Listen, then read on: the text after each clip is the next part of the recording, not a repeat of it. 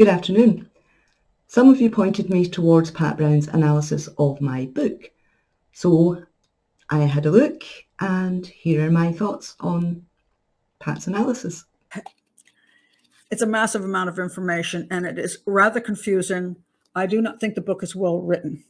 It's hard to follow. Well, yeah, that's because the story itself is confusing and hard to follow, and there was a massive amount of information that had never been in the public domain. There are no footnotes. There's no I don't know where this information comes from except from the defense files, which Sandra Lean does say that's where the information comes from. But I don't have absolute proof that's what was in the file. I mean, when she's talking about certain things, I don't have the interview that was done. I don't have the documentation on anything. It's her word. And that's problematic when you write a book like this. It is indeed problematic, which is a point I've been making for nearly 20 years. All justice systems are not created equal. And I can't put that information in the public domain in its entirety in Scotland because it would be an offence to do so.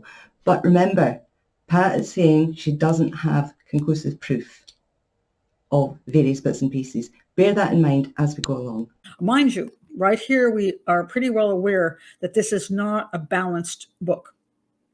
Sandra Lean is working with the defense, for the defense, and this is the defense. Okay, so we're not getting like a journalist who doesn't particularly care which way it goes. As a profiler, I don't have anything invested in this case, so whether he's innocent or whether he's guilty, I'm not fighting for anything. I'm just analyzing.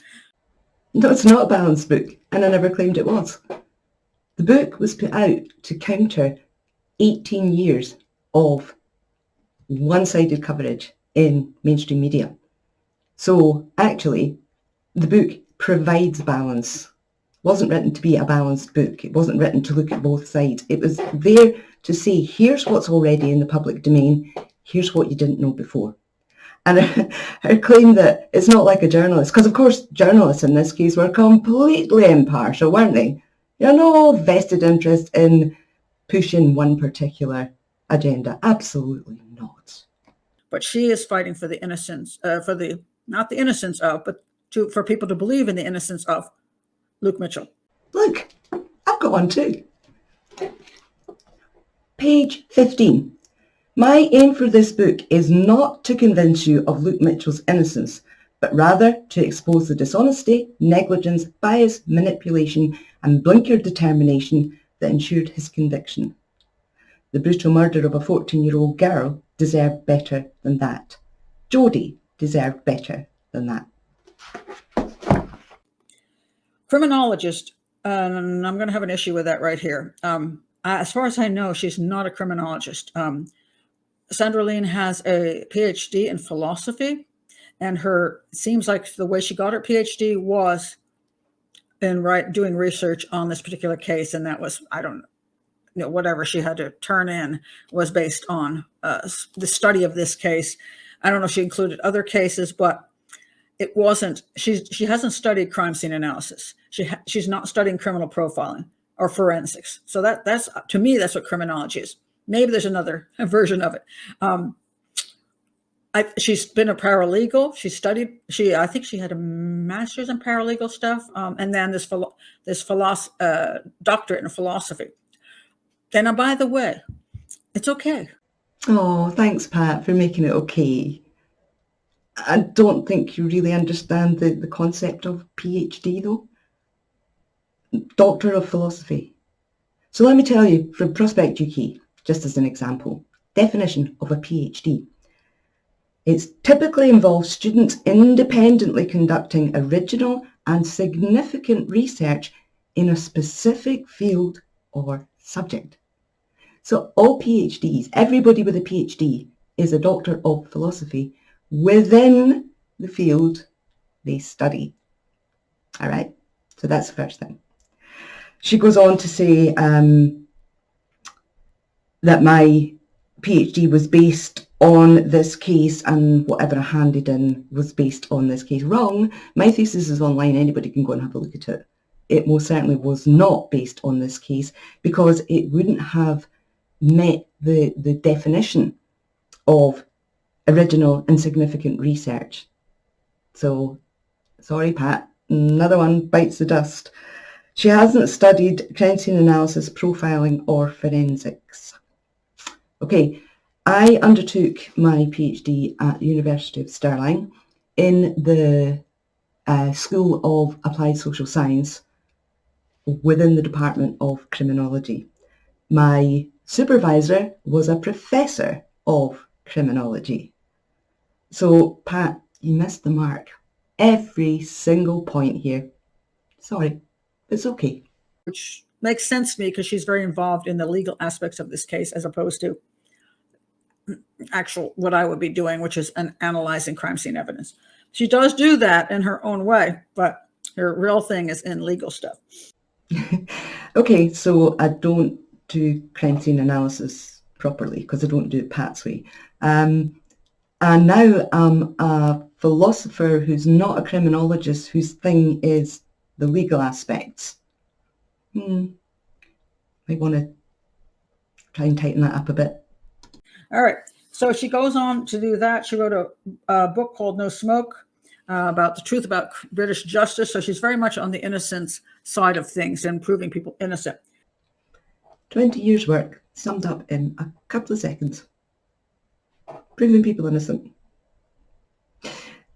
Anybody that knows my work knows I've spent all this time focusing on making sure that the system did what it was supposed to do properly, fairly, and impartially, so that the right people are convicted, as well as making sure that innocent people are not. Although I have heard that a couple of people she thought were innocent actually weren't. There's only one case that I've been directly involved with in which a confession was finally obtained. The circumstances of that confession were extremely dubious, and questions remain to this day about the veracity of it. A year after she'd finished No Smoke, I was offered the opportunity to undertake a PhD at Stirling University, and she did do that for 5 years. She methodically interviewed dozens of families and convictions that she thought were important evidence, and that's what she did for her work to get her PhD. I don't object to it. Oh, thank God Pat doesn't object to me returning to study in my 40s to spend 4 years obtaining a PhD. What would I have done if she'd objected? But she reads out here exactly what I did to get my PhD, after earlier saying she assumed that my PhD was based on this one case. Naughty. The author invites you to read all the evidence. That is an untruth. This is not all the evidence. This is Sandra Lean's version, her take on different pieces of information that she is including here that you are to take without question as the evidence. She only had, as she said, the defense files to go. She didn't access anything but the defense files and the appeals. But she says some things that were in the defense files. I don't know where she got this stuff. She's claiming it's from the defense files, but again, it's also her version of it, and it's her take on it, and it's her way of manipulating it to tell us something. But I have no way to prove anything. Now I can analyze it, but I can't adequately determine whether it makes sense or not, because I can't access all of the evidence from the prosecution nor does she put information in here, just a few little areas in here where I actually see like a piece of an interview, but the rest of it is her word. Sorry, that's not good enough for me. All right. I made it absolutely clear in the book that this is one side as a counter to the other side that has been in the public domain by that stage for 15 years. So I urge people to read all of the evidence. Absolutely, I do. They've read all the prosecution side. I'm offering them the other side. And as for manipulating it to tell you something, putting it as straight as I possibly can. This is what happened, What do you make of it? And I invite people throughout the book to draw their own conclusions. I'm not trying to make anybody think anything, just giving them information. And this chapter is called The Agreed Facts. Now, if you're going to say the agreed facts, she is telling us that both the prosecution and the defense agree that these are undisputable facts. This is not an opinion. This is not a take on something. It's not a viewpoint. It's a fact. She starts out with this. Monday, June 30th, the 4:34 p.m. text. This is true. There was a 4:34 p.m. text from Judith's phone to Luke's because Jody's phone was broken. Judith is Jody's mother. So Jody's cell phone was broken. So she texted from her mom's phone. Okay. She texted at 4:34 p.m. text from Judith's phone to Luke's, asked, did he want to meet up with Jody later that evening? Okay, right there, that is not a fact. And it's just disconcerting for me when I'm trying to read a book and have some faith in the author who's done all this research for 15 years, that I'm going to get truth, and she's into truth. She immediately starts out with something that is not true. And this is problematic. It is not a fact that Jody asked, did he want to meet up with her later that evening? She's dead. The texts disappeared. They were never recovered. So there's no way anyone can know exactly what was in that text from Jody to Luke. Where does she get her information from? She gets it from Luke, the convicted man. It's his word. That is not a fact. Even if it's true, it's still not if it could be true. I can't say it's true. It could be true, but there's no way of us knowing that because he is claiming this. It's a claim, not a fact. So this is not an agreed upon fact. Oh dear. The agreed facts are set down at the start of the trial, agreed between the prosecution and the defence. And that's what that was based on, the agreed facts as agreed by the prosecution and the defence. But the claim that I get my information from Luke, so it must be dishonest. It was Jody's mum who said she texted Luke to ask if he was going to be available to meet up later after she'd apparently been ungrounded.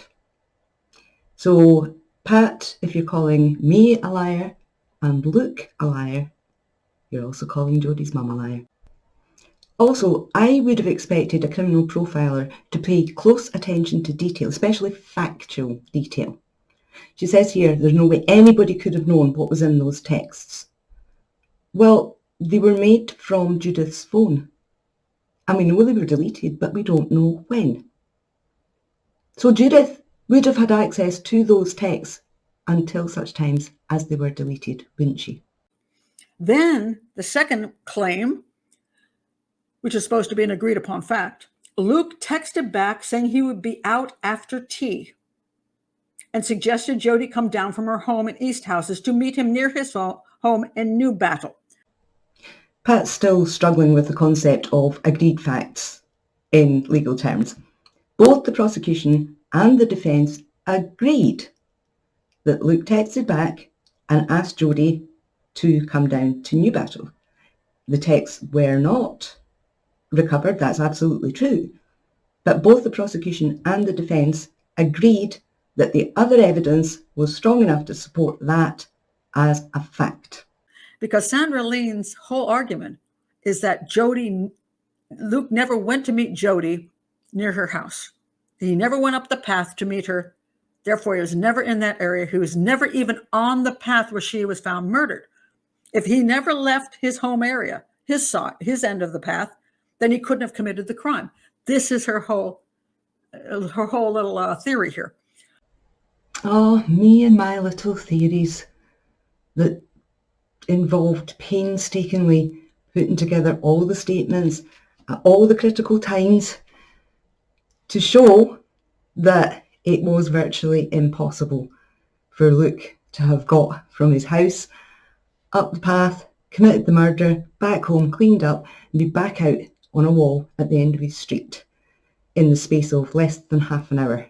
He's now letting her know early that he's already out. He tries at 5:40. This time, Judith's partner, Alan Ovens, answers, and he tells Luke that Jody had left. This is sort of agreed on by both sides, that Alan Ovens did answer the phone and told her that Jody had already left. However, in her book, she said, or possibly had just left. Wait a minute. So nobody knows that he said just left. That's now included as an agreed upon fact. Well, if it's an italicized word just, then it's not a fact. The defence and prosecution agreed that Luke had called Jodie's mother's home and that Alan Evans had answered the call. They also agreed that there was some ambiguity about what was said. It may have been she's left, and it may have been she's just left. So they agreed that there was that slight ambiguity between the two. In the end, the prosecution ran with she's left. But the agreed fact at the time was that phone call, there was a degree of ambiguity about exactly what was said. Instead, he wanders around in circles waiting for her. Remember that proof that Pat was talking about earlier? Where's the proof that Luke was wandering around in circles? He was sitting on a wall at the end of a street, and then he went into the Abbey to meet his mates. He did at one point walk a little bit up the road to look round the bend to see if Jodie was coming. So not wandering around in circles. Hanging about at the end of his street and then across into the Abbey. She had been on restriction, and she had been just let off of restriction, was excited to be able to see Luke. Now, she saw him at school, this is true, but this was her chance to be alone with him, doing what teenagers do when they're alone, which for the two of them was weed and sex, I believe. So something both of them enjoyed. How utterly disrespectful to suggest that Jodie's relationship with Luke involved nothing more than sex and weed. Just like the media at the time, this reduces the person that Jodie was, the personality that she had, down to this two-dimensional, all she was interested in was sex and weed. Really? So their claim is that Luke knew exactly where the body of Jodie was. He went to this place where there's a V in the wall, and he just knew to climb through it and found her body. He claims, no, the tracking dog sniffed around and acted weird at that spot, so the dog led through. The three people from Jodie's family supposedly said that he went straight to the body, and there's claims that no, they changed their stories later on, that's not really what happened, but that's what happened in court. And it goes into a whole bunch of stuff. And that was one of the things that led the police to believe he had done the crime, because he knew exactly where her body was. Okay, we've got a problem here, a factual problem here.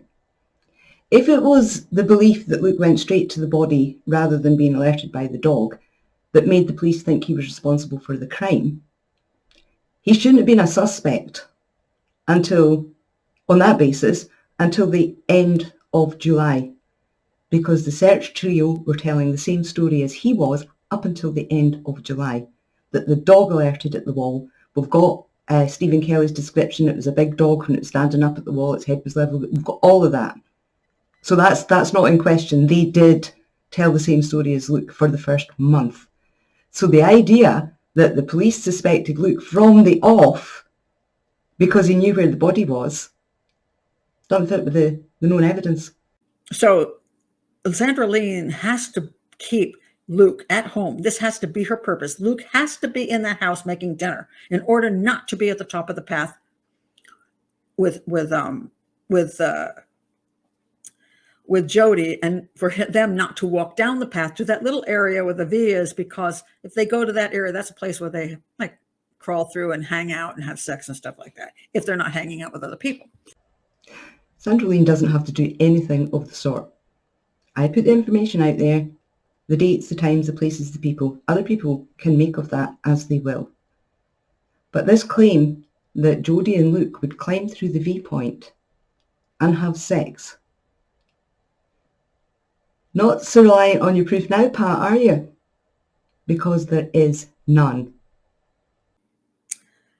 And when she left the house, another woman, her name is Adrena Bryson, was driving along and saw two people in the location that Luke would have met her. If Luke walked up the path to meet her, then he would have met her at the top of the path.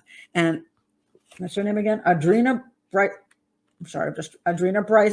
Bryson saw the two, a boy and a girl, standing there at the top of that path, and she thought that they looked well enough like these two. She didn't know these two, but her description basically was close enough in a quick moment as she was passing. At that time, when Jody should have been there meeting Luke, that was Jody and Luke.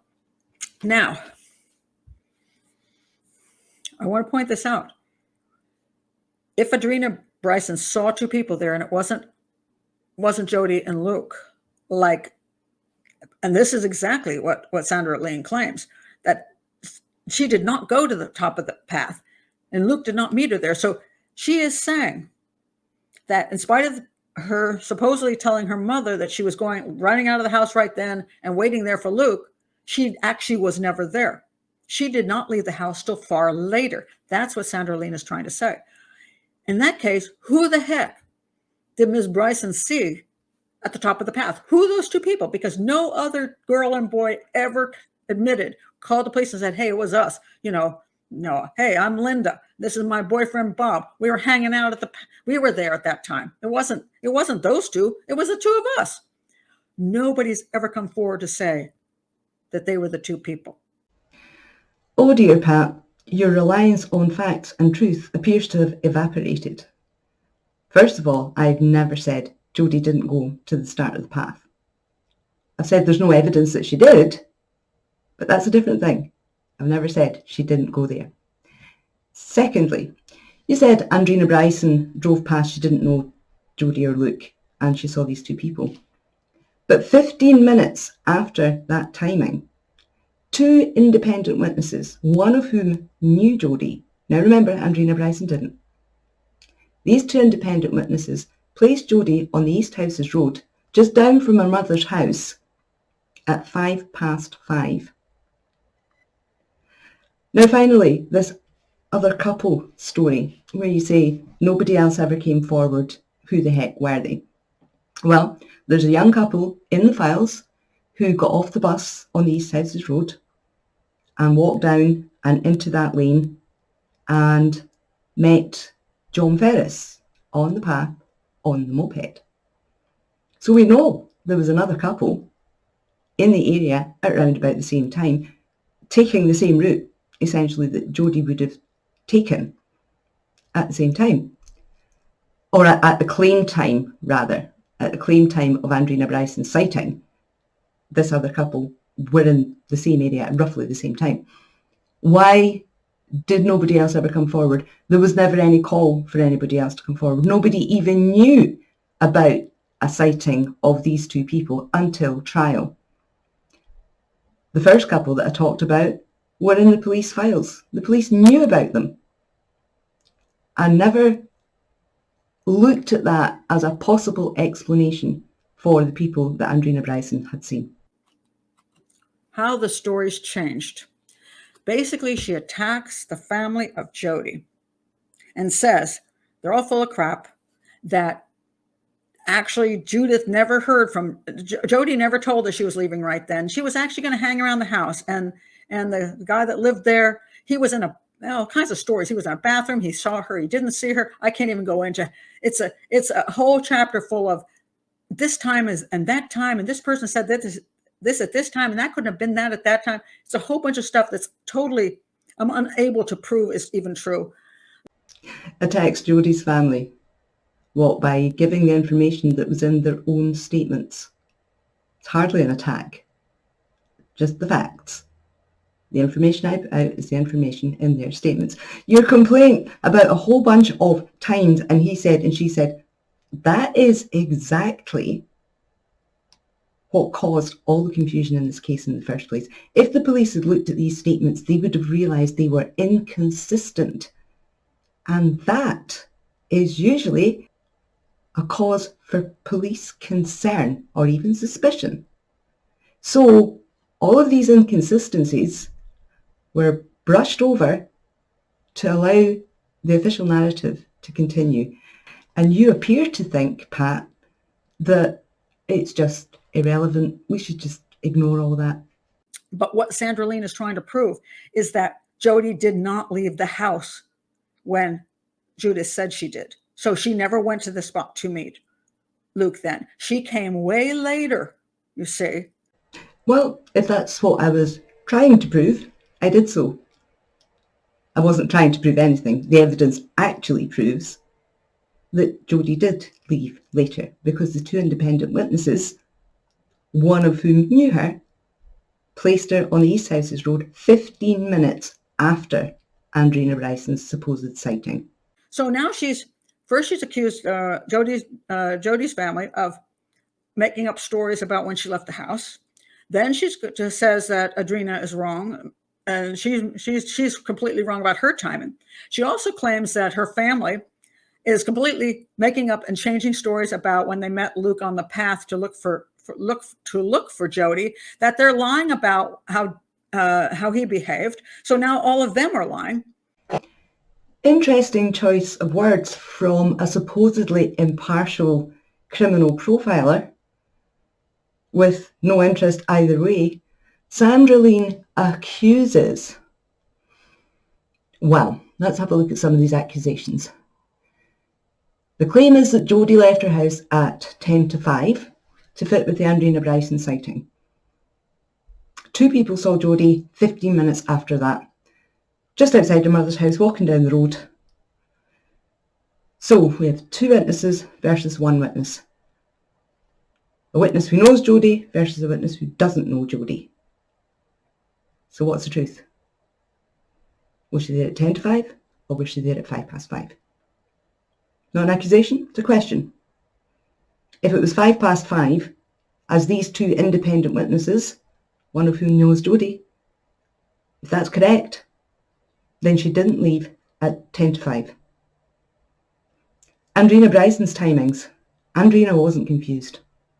She was manipulated.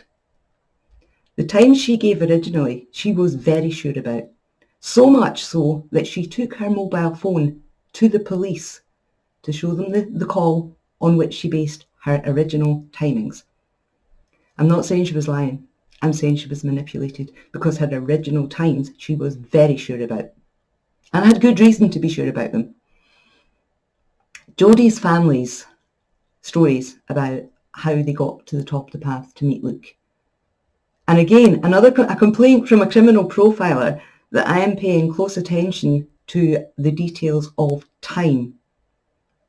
In any criminal investigation, matching up the claimed times of events is essential to make sure they're consistent. And Pat seems to think this is something I've done in order to point the finger at people. No. This is what came from the timings. And it says, quite simply, it is not possible for the search trio to have left from the Grand's house at the time they said they did, to have arrived at the path at the time they did. That's just a fact. I'm not accusing anybody of anything. The timings themselves prove that to be the case. I find that really interesting because supposedly the family's all bent out of shape about, they think it's Luke, it's Luke, it's Luke. But, quite frankly, I'm pretty sure Judith, who just lost her daughter, who had her daughter brutally murdered, would have no problem accusing one of those low-life cousins, as it's put. Where, Pat? Where did I use the phrase or even allude to the phrase low-life cousins. I didn't. Back to this proof thing again. You know, and she would have no problem accusing her sister's, her other daughter's boyfriend, Stephen Kelly. What was she? She would be happy to accuse any of those people of doing something to her daughter. I don't think Luke would be special, more so than the cousins and the sister's boyfriend. It's not like it's her son was being accused of killing his sister.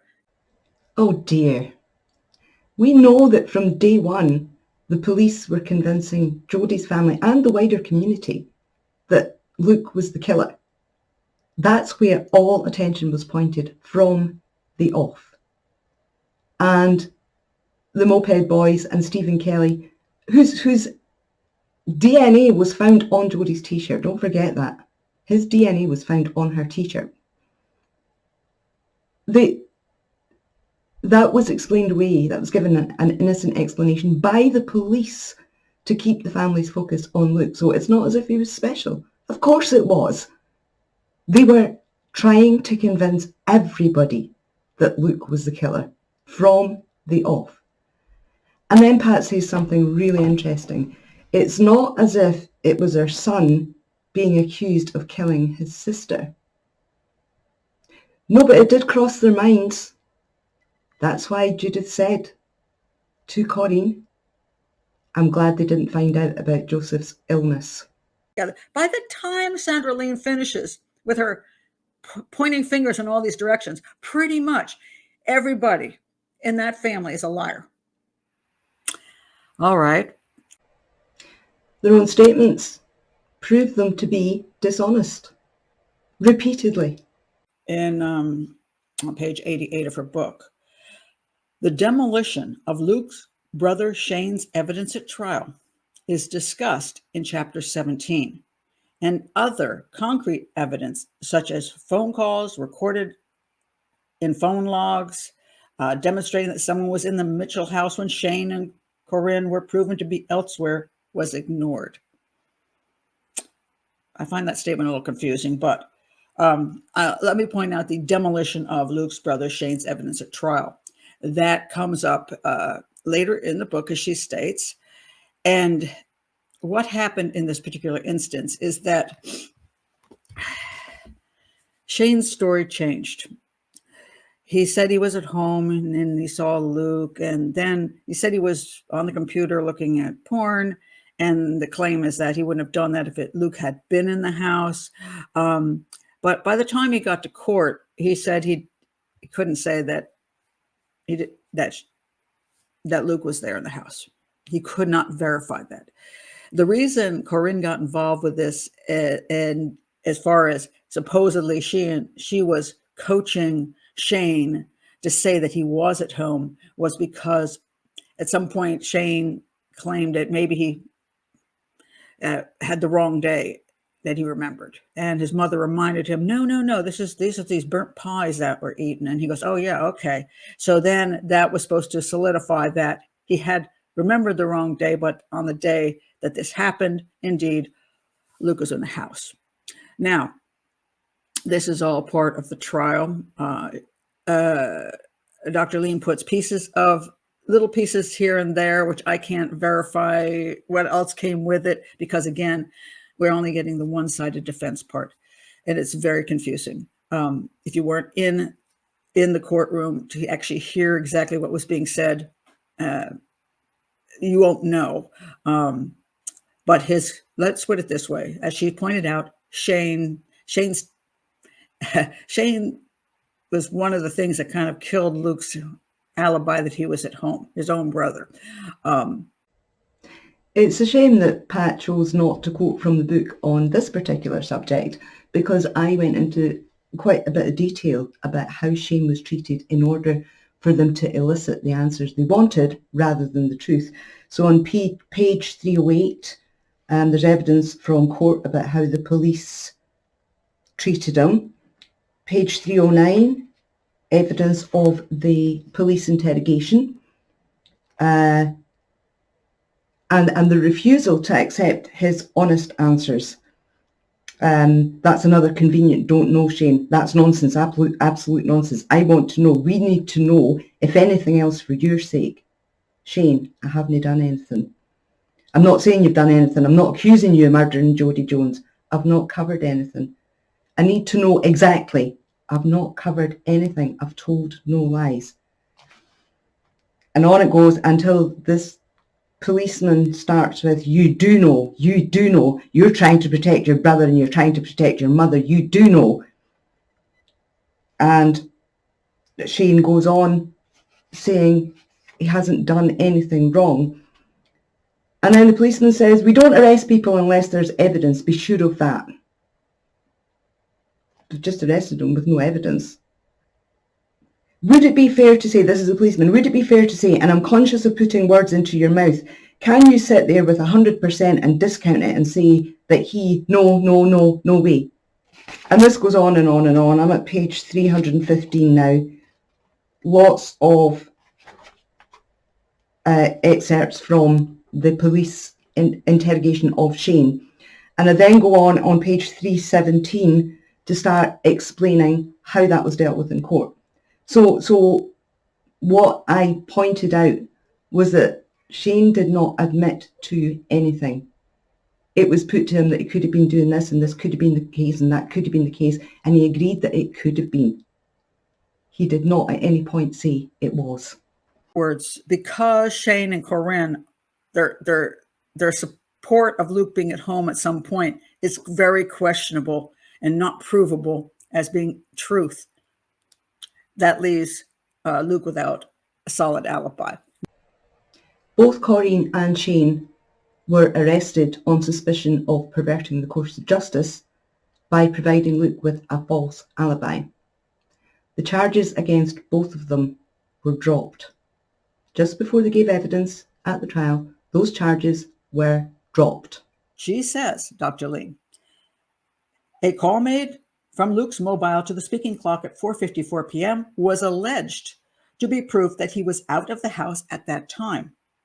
Yet other evidence demonstrated that Luke regularly called the speaking clock when he was at home at around the same times. What evidence? I'd like to know what evidence. She says there's evidence, but what evidence are you talking about? Who does this evidence come from? I apologise, Pat. My fault entirely. The phone records. The phone logs from the telephone companies, which are in the defence papers. Because I'm going to say, how often, first of all, when he's at home alone, what do we call on the speaking clock? For what purpose? He's just lying around in bed going, wonder what time it is. I don't have a clock in my room. If you're going to say this, you better have exacts on this. You better say, who is saying this? And was this stuff that was said prior to the trial or prior to the incident, shall we say? And now the family is coming up with, oh, he does that all the time. And that, again, is claims from the family, not evidence. But what she leaves out, which is what really bugs me, is that when the police asked him about why he called the speaking clock, Luke did not have an answer. So, having made all these assumptions about the evidence regarding calling the speaking clock, which are all wrong because the evidence is actually in the phone log from before the murder, not made up by the family afterwards or anything like that, the thing that really bugs Pat is that he didn't have an answer to why he called the speaking clock. Nor did most teenagers that just called it because they did. So that's a big problem I have. And I find that deceptive and intended for you to think that there was evidence saying he was at home, and that he often called the clock when he was at home. So therefore, this time as well. And even if he did call the speaking clock when he was at home, did he that day? And why didn't he say that? So, yeah, I have problems with that. Now, so your conclusion, Pat, that that was deceptive and intended to mislead people was based on the fact that you didn't think there was any evidence that proved conclusively that Luke did call the speaking clock on a regular basis. So now you do have a bit of a problem, don't you? Because you've concluded that I've been deceptive on the basis of an assumption that you made that was wrong. First of all, that Jodie told her mother that she was going to meet Luke quite right away at the top end. Oh, we're back to facts again, Pat. Jodie didn't tell her mum she was going to meet Luke. Actually, Judith was quite clear about it in her statements. Jodie said she was going out, and Judith assumed she would be meeting Luke. Not that Jodie told her. She assumed she would be meeting Luke. Right there in her statements. Now, I want to point out something. There's going to be two other things that are big in her book, which is evidence and police methodology of interrogation. There was no physical evidence linking him to the crime. This is absolutely correct. And the claim is by the prosecution that he got rid of the jacket he was wearing and he got rid of the knife. And of course, Dr. Lean goes into great lengths during a couple of chapters to state that all kinds of things about the jacket, which is just everything about witnesses misidentifying him to he didn't, I can't even go into so much. She's got so many stories about this jacket and how it's nonsense that he would have gotten rid of it. I'm beginning to wonder if Pat actually read the book. I have no stories about how he would have gotten rid of it or anything like that.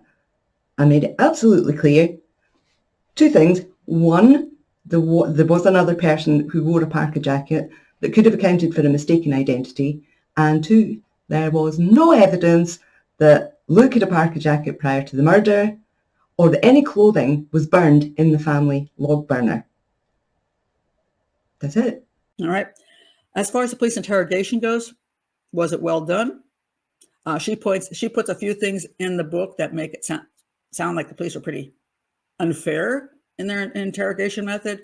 Maybe even, as they're interrogating a juvenile in Luke, where was that properly conducted? Then she attacks the interrogation of Shane not being properly conducted, but he was not a juvenile, and all the other stuff there.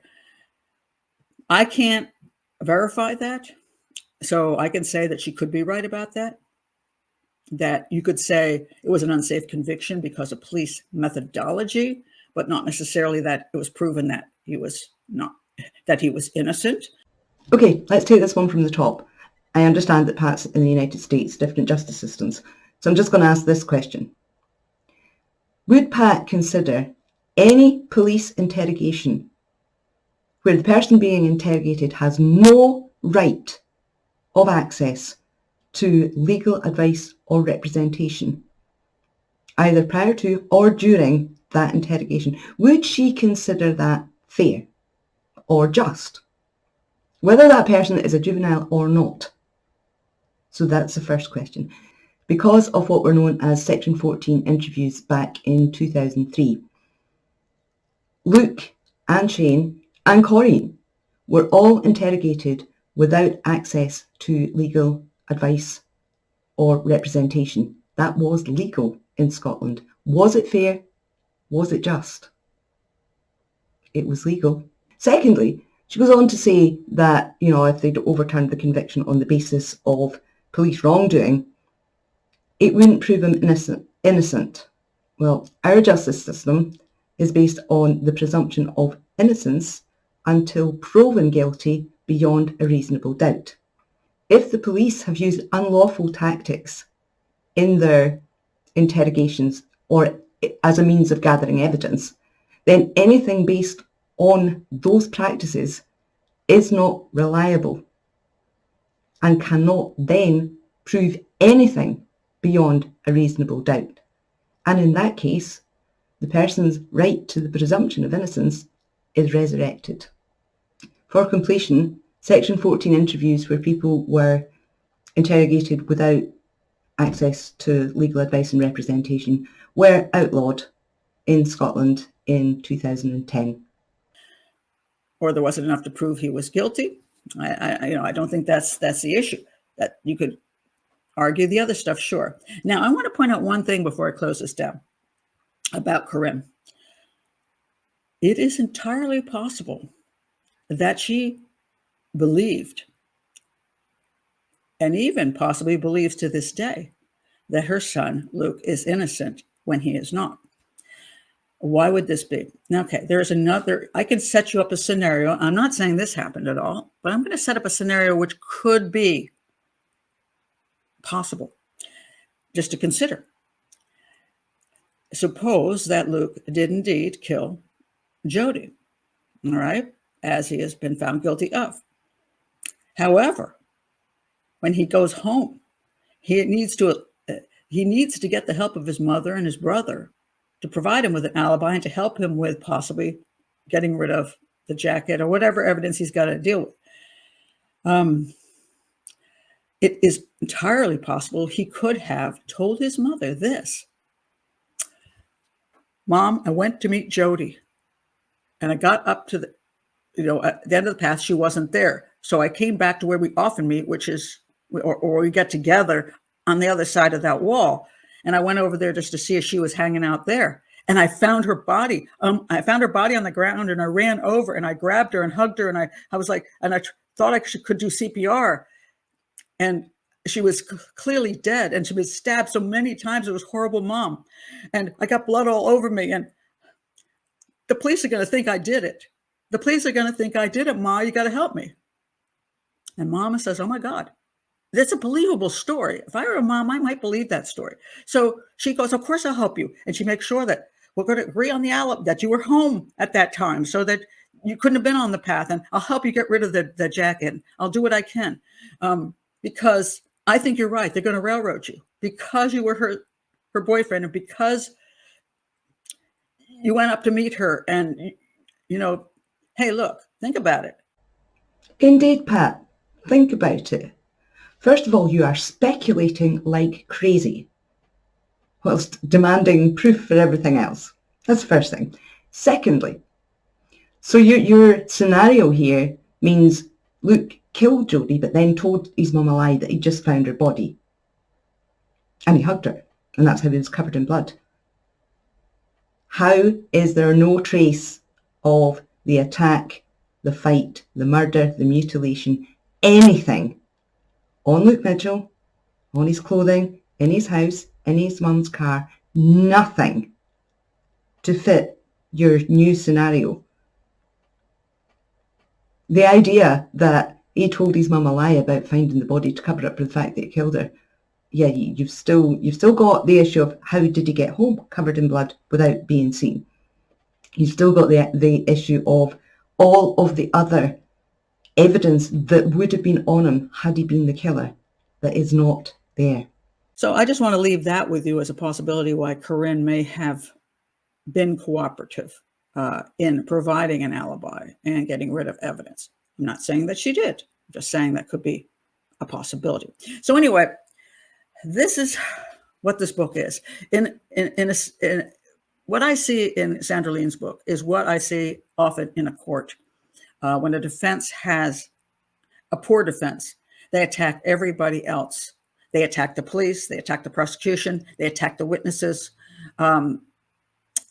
Anything they can attack because they're having difficulty proving that the person didn't commit the crime. So they just have to say everybody else is lying and cheating and misbehaving. You've forgotten, Pat, that it's not for the defence to prove that the client didn't do anything. It's for the prosecution to prove that they did. But that aside, we have the evidence of the people who lied. We have the evidence of the people who cheated. We have the evidence of the manipulation in black and white. So it's not a case of attacking people. It's a case of producing evidence, hard evidence that backs up what we say.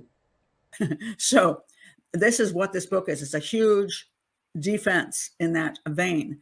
And a lot of times, sometimes this happens in a courtroom, when a defense throws a whole lot of stuff at the wall, hoping something will stick with the jury.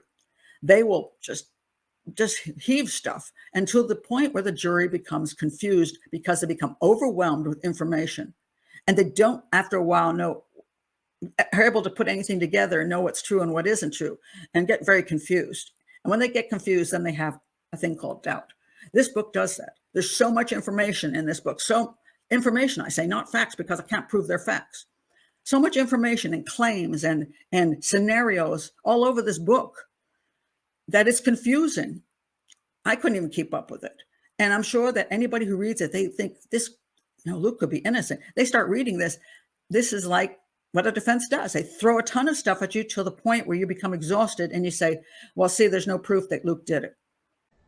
Sounds like you're actually describing exactly what the prosecution did in this case. They threw so much rubbish at the jury, basically to make Luke look evil or weird or bad, with nothing to back it up. They just kept throwing it, as had the media done for all those months prior to trial. So, and you're doing it yourself. You're throwing in scenarios yourself. So, yeah, people will make up their own minds about that. And there's all these possibilities that Luke didn't. Possibilities, but just confusing stuff that is actually not a solid factual defense. That's what this book is. So I understand why people who have read Dr. Lean's book may well think that Luke is innocent due to the way she presents everything. But I can say I do not think it is an entirely honest book. I had problems with the way she presented things she called facts, which were not, where she said these are things that are true, which we do not know are true. And once you go down that road and don't tell the truth, I don't trust you. So I'm sorry, Dr. Lean, but I don't trust what you have to say here. That's okay, Pat. I don't care whether you trust what I've got to say or not. You yourself decided I was deceptive on the basis of assumptions that you made that were wrong. And you didn't even bother to check the facts to see if your assumptions were correct or not. You yourself have made claims in this very video presented as facts when they are not. A simple thing like saying Jodie told her mum she was going to meet Luke. The fact is she did not. So you are judging me to a standard that you don't even hold yourself. As I didn't trust what I saw in the documentaries, because it was so one-sided and so questionable that this was not something I could sink my teeth into and say, hey, there's a lot of evidence here that he didn't do it. And I'm not finding that in the book.